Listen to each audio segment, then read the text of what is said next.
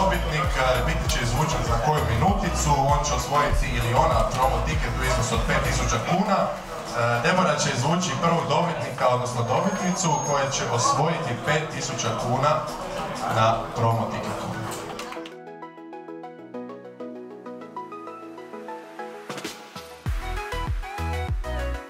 Željko Čestić pljesa za njega, izvolite tu na slikanje, Debora vam je donijela 5000 kuna.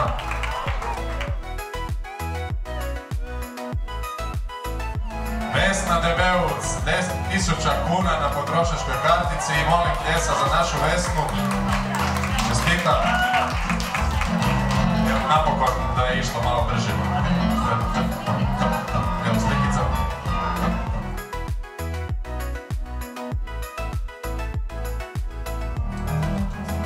Pobjednik, nije nego pobjednica, Rafaela Jelenčić osvaja 30.000 kuna. Rafaela, molim vas da nam se pridružite i da uzmete svoju zasluženu nagradu.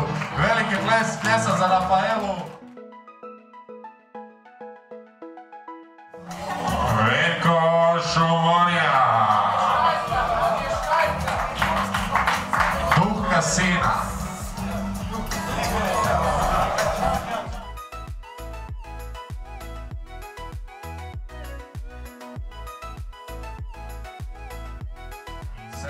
Kuna u tiketima na našu Majdu. Sretan rođendan ti,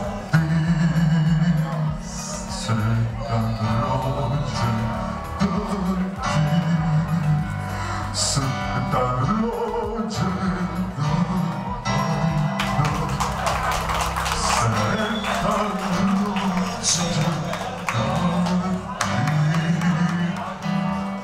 Osvajač zadnje nagradne igre, Darko Halilović. Evo. Hvala vam što ste bili s vama, još jednom čestitam svim dobitnicima, čestitamo još jednom rođendan našoj Majdi.